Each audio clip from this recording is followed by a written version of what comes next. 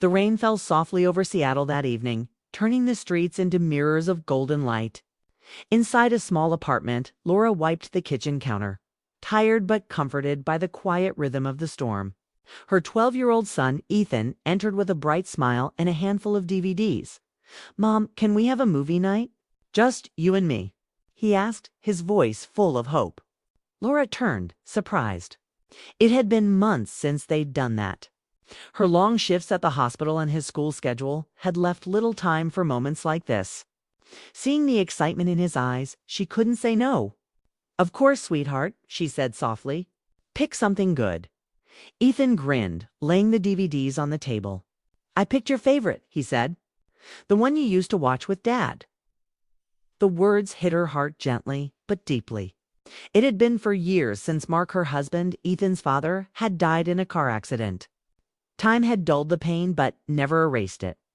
Every mention of him felt like a quiet echo from another life. Still, she smiled and nodded, hiding the tiny ache behind her eyes.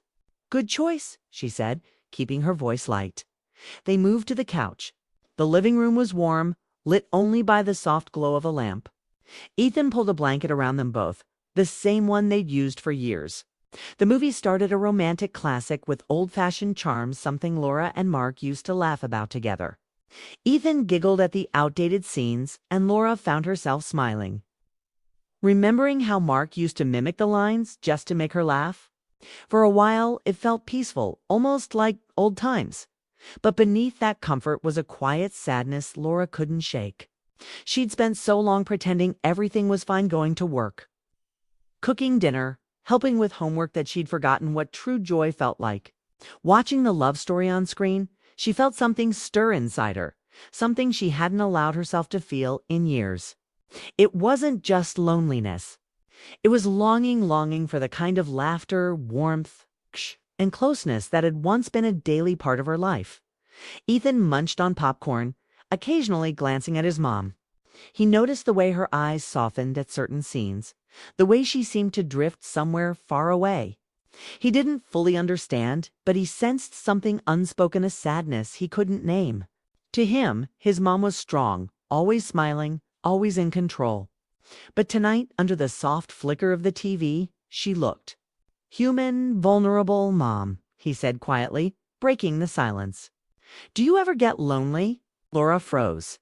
The question came out of nowhere, simple yet heavy.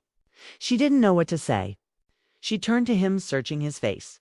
His expression wasn't teasing or curious, it was sincere, filled with concern that only a child's heart could hold. "What do you mean, honey?" she asked gently, buying a moment to think. Ethan shrugged, his voice small. Sometimes when you think I'm not looking, you look sad, like you miss something. Or maybe someone." The words hit her harder than she expected. He had noticed. Every night she'd stayed up late staring at old photos. Every quiet sigh when she passed the empty chair at the dinner table. Every time she smiled at him just a little too quickly, hiding what was behind her eyes. He had seen it all. She wanted to tell him not to worry, that she was fine. But that would be another lie, and tonight didn't feel like a night for lies. She took a deep breath. "You're right," she said softly.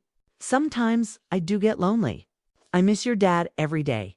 But you," she touched his cheek gently, "you give me more happiness than you'll ever know."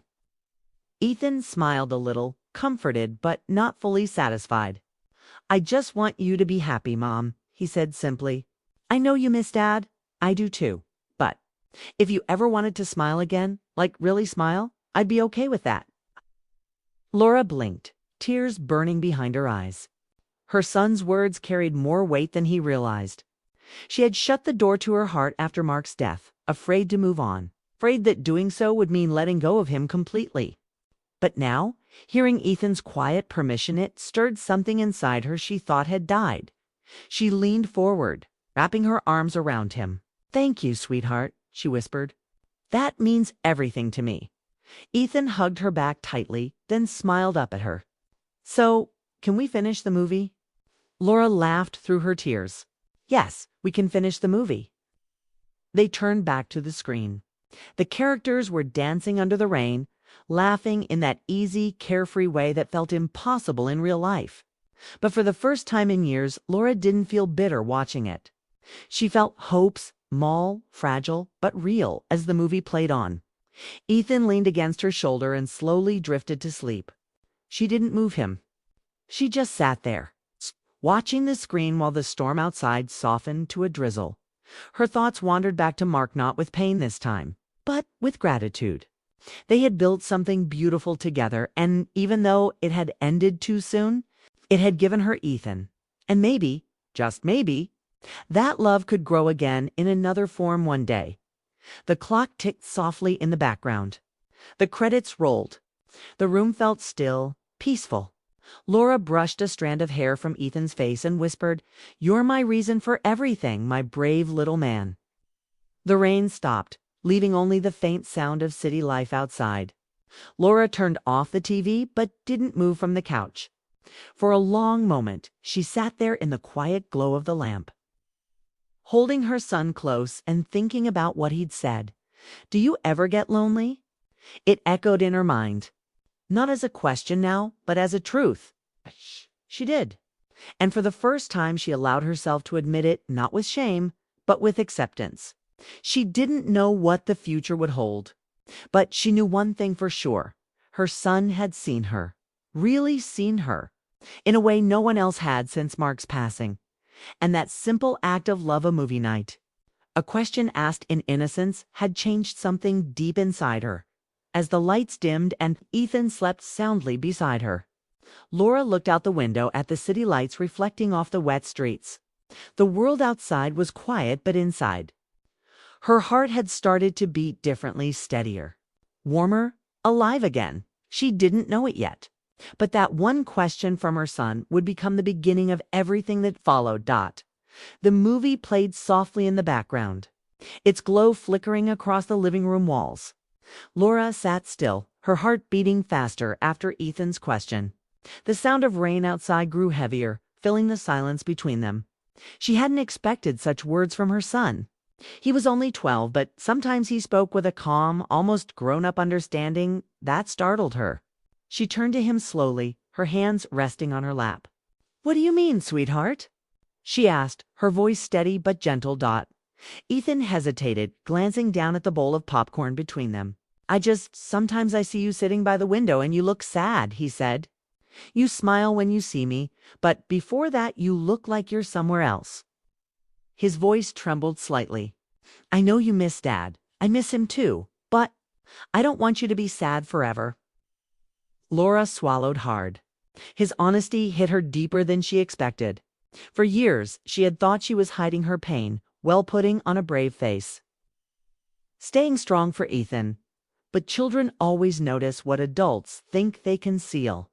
He had seen through the calm tone, the half smiles, the late nights staring at old photos. She didn't know what hurt more, the truth itself, or the fact that her son carried it quietly in his heart. She turned off the TV, the sudden silence almost heavy. "Ethan," she said softly, "you're right. I do miss your dad. He was my best friend. And sometimes, yes, I feel lonely."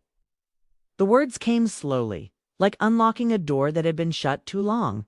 "But that doesn't mean I'm not happy. You're my reason to smile every day."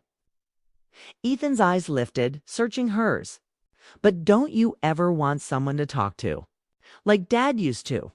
His question was so direct, so pure, that it left Laura without an answer for a moment. She thought of the empty chair at the kitchen table, the quiet dinners, the nights when she wished someone would simply ask her how her day was. She wanted to say no, that she was fine, but that would be a lie. So she nodded slowly. "Sometimes I do," she admitted, her voice low. "But it's complicated. When you love someone and lose them, it's hard to imagine anyone else ever being part of your life." Ethan leaned closer, his small hand brushing hers. "Dad wouldn't want you to be alone forever," he said softly.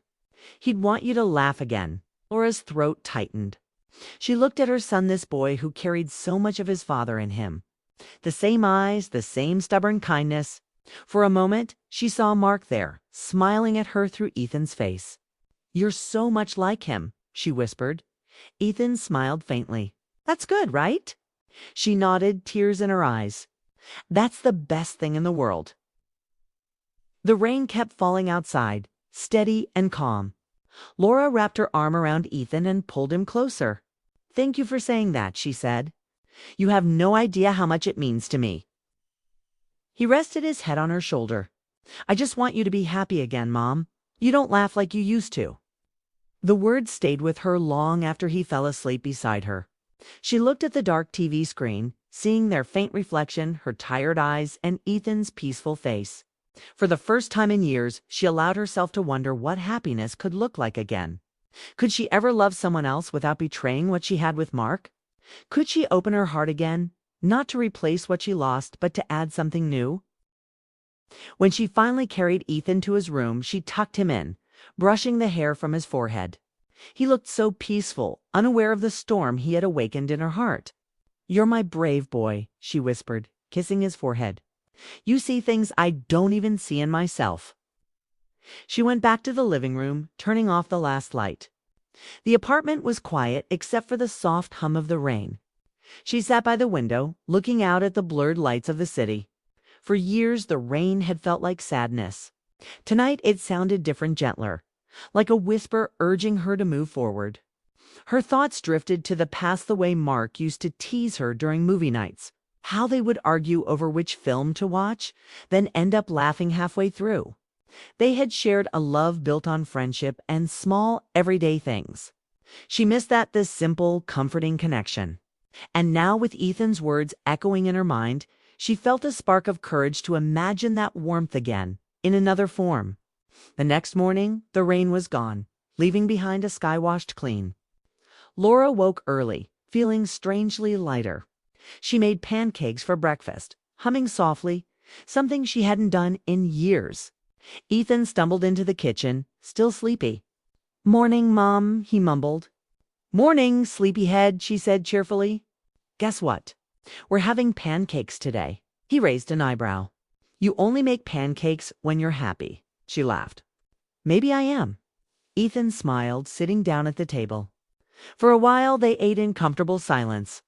Then he looked up and said, "So, does that mean you're going to go out more? Maybe talk to people?" Laura smiled at his choice of words.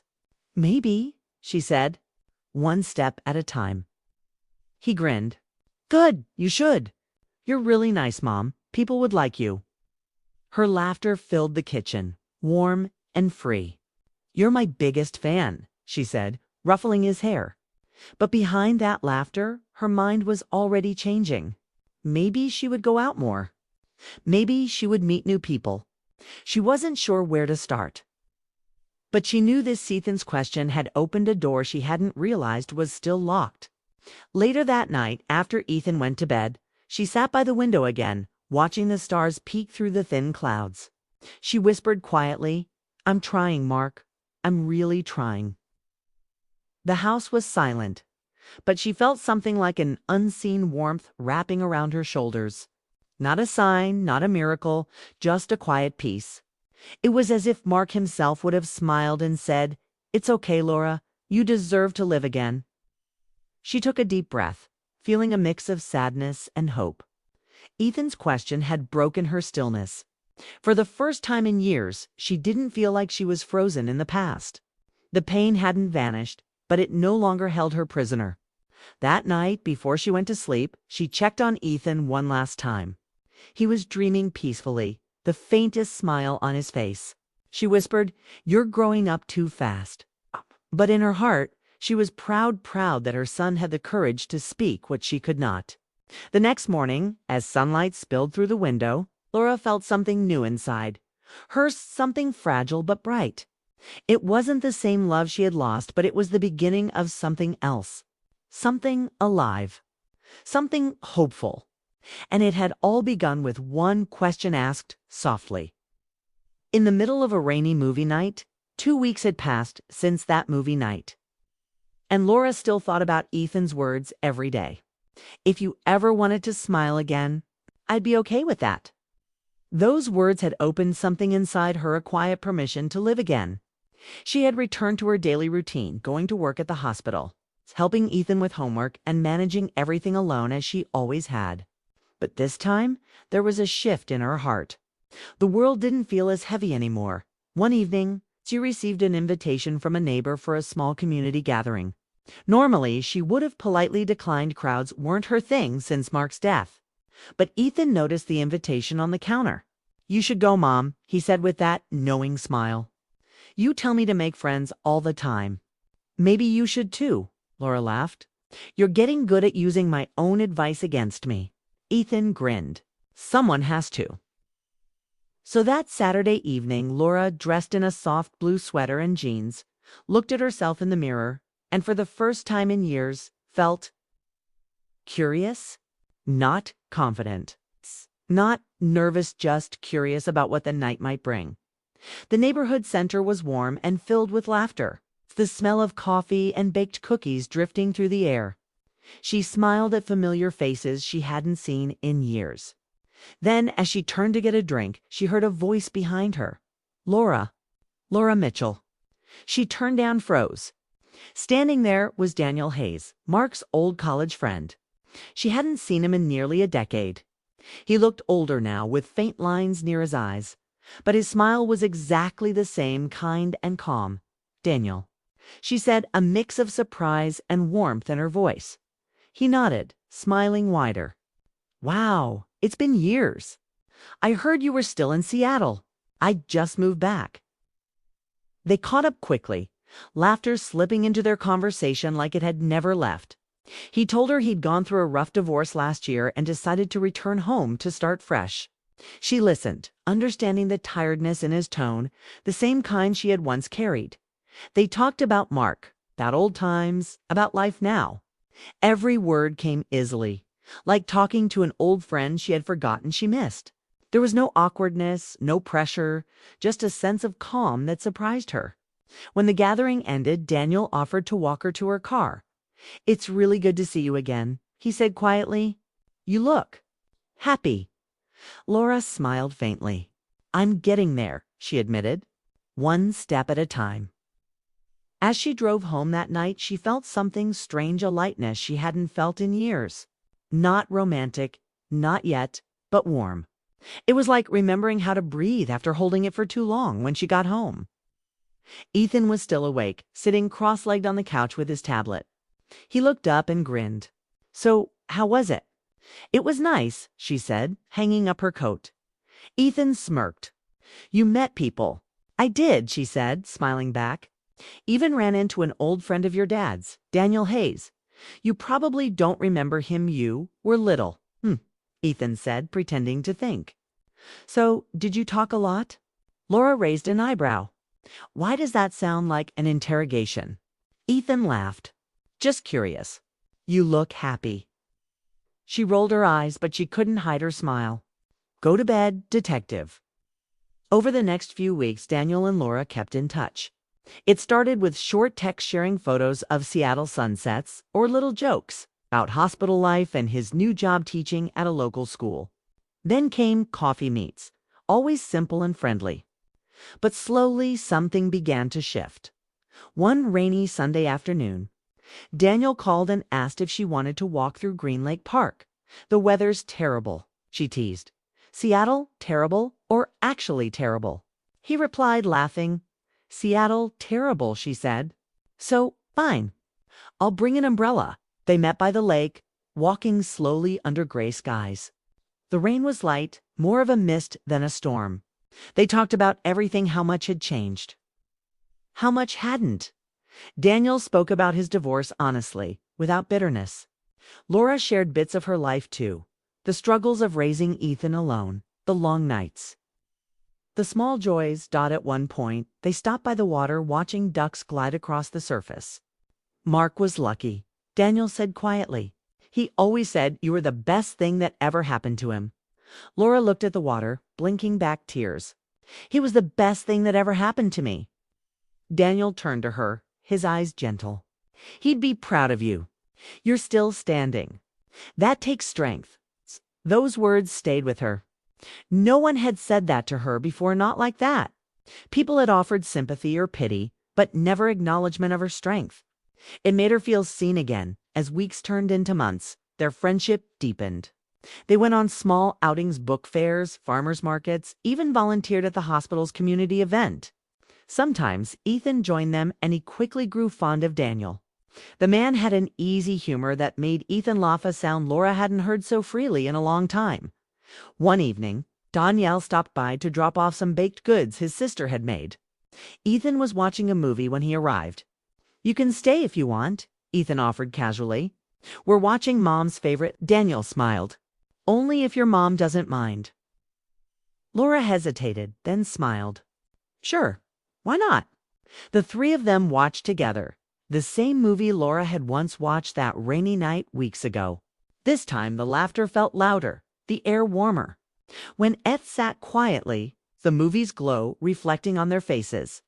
"I almost forgot what it felt like to enjoy something simple," Laura said softly. Daniel nodded. "Sometimes simple is the best kind of healing." She turned to him, smiling faintly. "You're right." When he left that night, Ethan stirred awake just as the door closed. "Was that Daniel?" he asked sleepily. "Yes," Laura said. Ethan smiled, half asleep. "He seems nice." "He is," she said. A few days later, as they had breakfast, Ethan looked up from his cereal. "Mom, you should invite Daniel over again. I like when he's here. You laugh more." Laura froze mid-sip of her coffee, caught off guard by his observation. "You really like him?" Ethan nodded. "Yeah, he's funny. And he listens to you. I can tell you trust him." She smiled softly. "You notice everything, don't you?" He shrugged. "You're my mom. Of course, I notice." Later that day, as she walked home from work, Laura realized something profound. Life was beginning to move again. Slowly, quietly, beautifully.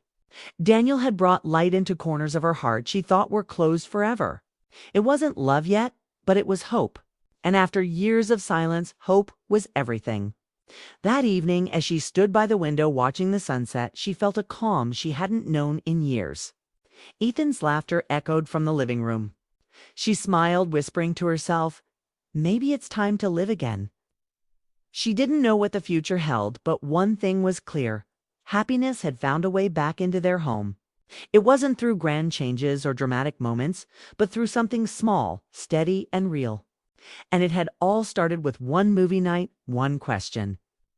And the courage to say yes to life again. Months had passed since that first movie night when Ethan's simple question had changed everything. The seasons had turned, the rain had given way to sunshine. And the quiet apartment that once felt heavy with memories now felt alive again. Laura had found a balance she hadn't known she needed between remembering the past and opening her heart to the present. Daniel had slowly become part of their lives. It wasn't something that happened overnight. It grew naturally, like sunlight finding its way through clouds. He joined them for dinners sometimes, helped Ethan with school projects, and even fixed the old porch light that had been flickering for months. There was no rush, no forced feelings, just warmth, kindness, and the sense that life was healing itself, piece by piece. One evening, the three of them decided to watch a movie together, the same one that had started everything months before. Ethan had suggested it with a grin. "Come on, Mom," he said. "It's tradition now." Laura laughed, shaking her head, but deep down, she loved the idea. They made popcorn, turned down the lights, and wrapped themselves in the same old blanket. As the movie played, Laura glanced at Ethan. He was taller now, more grown up in the way he carried himself.